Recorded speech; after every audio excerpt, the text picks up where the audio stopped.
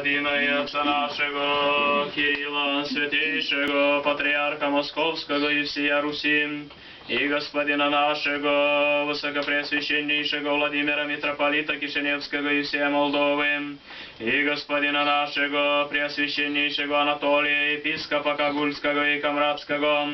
Преосвященные митрополиты, архиепископы и епископы православные, весь священнический и диаконский чин, благотворителей, благоукрасителей, жертвователей и строителей святого храма сего,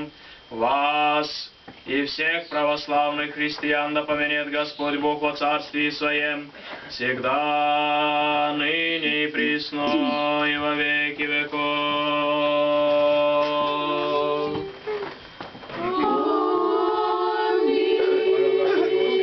Пречистая, Твоей площадью, чистую, объявите благоуханную.